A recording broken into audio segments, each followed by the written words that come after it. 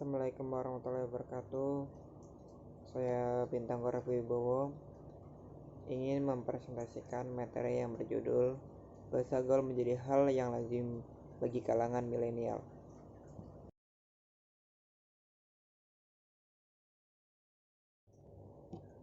Itu latar belakang. Dengan berkembangnya zaman, generasi muda saat ini memanglah unik. Para remaja punya gaya tersendiri dalam menjalani kehidupan, termasuk cara mereka berbahasa.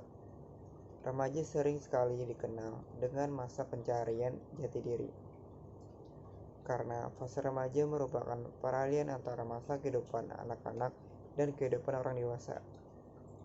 Secara psikologis, ini merupakan gejala pertumbuhan seorang anak memasuki suatu fase sebelum beranjak dewasa. Mereka sedang mengalami perkembangan pesat dalam segala aspek, termasuk intelektual. Fenomena penggunaan bahasa gaul oleh para remaja, terutama dalam situasi formal seperti dalam proses belajar di sekolah, bekerja di kantor, memang cukup menggelisahkan. Sebab banyak kalangan yang menilai bahwa bahasa gaul sangat berpotensi merusak tutur kata bahasa Indonesia sebagai bahasa nasional. Kemudian bahasa. Bahasa adalah alat komunikasi yang dimiliki manusia berupa sistem lambang bunyi yang berasal dari alat ucap atau mulut manusia. Bahasa Indonesia. Bahasa Indonesia adalah bahasa resmi bangsa Indonesia.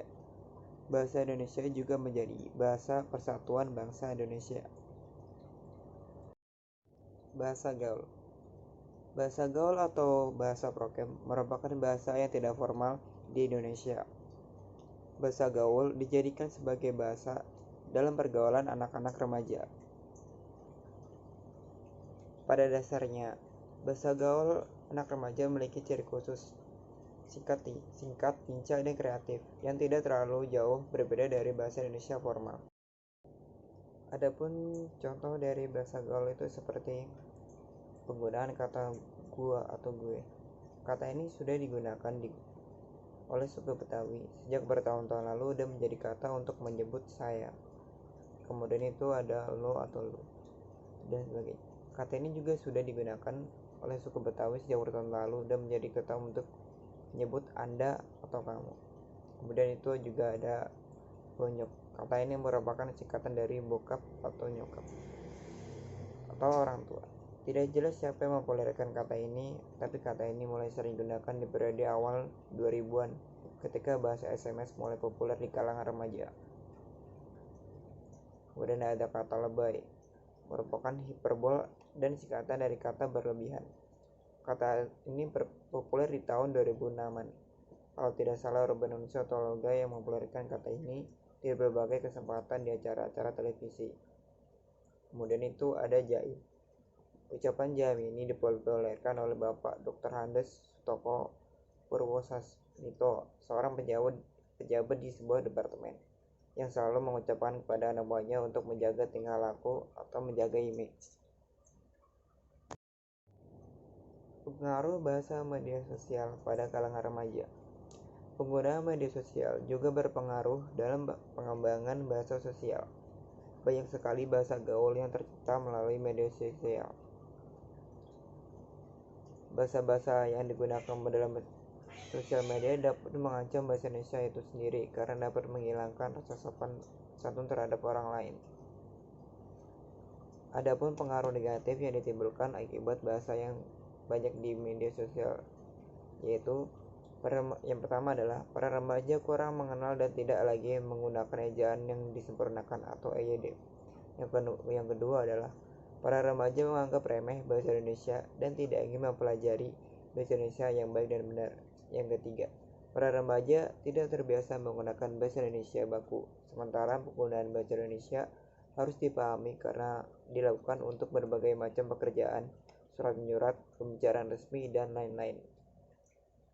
Namun, tidak setiap bahasa dan media sosial berpengaruh negatif. Ada pula pengaruh positif dari adanya bahasa media sosial. Yang pertama itu adalah menciptakan sebuah kekreativitasan para remaja dalam menciptakan bahasa baru. Yang kedua adalah menciptakan suasana yang lebih asik, dalam artian apabila menggunakan bahasa baku terus-menerus akan terasa cepat bosan.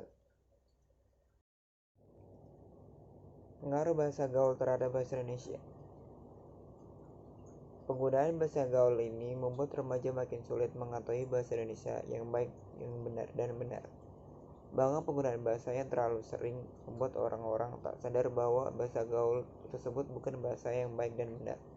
Tidak jarang, dalam acara formal pun banyak orang yang menggunakan bahasa gaul yang dalam konteksnya tidak sengaja.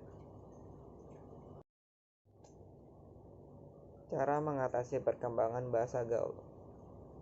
Tidak dapat dipungkiri lagi, dalam bermasyarakat, bersosialisasi lebih sering menggunakan bahasa gaul.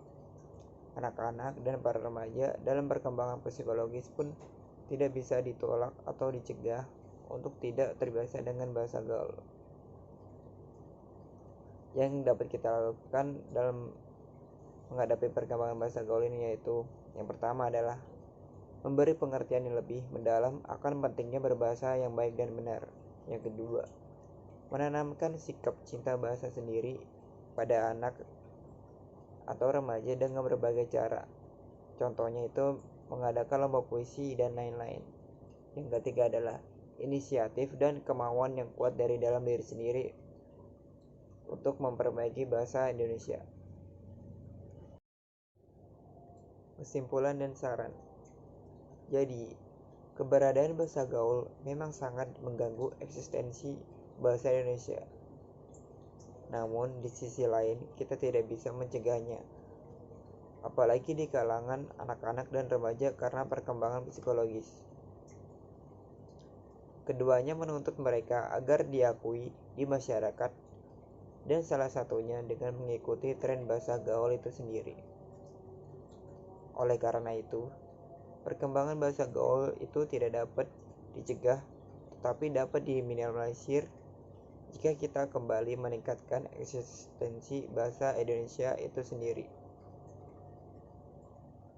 Dari simpulan di atas, saya merumuskan saran sebagai berikut. Yang pertama, hendaknya lebih diadakan pemahaman yang lebih kepada anak-anak dan remaja tentang bahasa Indonesia yang baik dan benar. Kedua, mulailah dari diri sendiri untuk membudidayakan bahasa Indonesia yang baik dan benar dan meningkatkan kembali eksistensinya. Sekian video presentasi dari saya yang berjudul Bahasa Gaul Menjadi Hal yang Lazim Bagi Kalangan Milenial. Terima kasih atas perhatiannya. Mohon maaf bila ada salah-salah kata. Wassalamualaikum warahmatullahi wabarakatuh.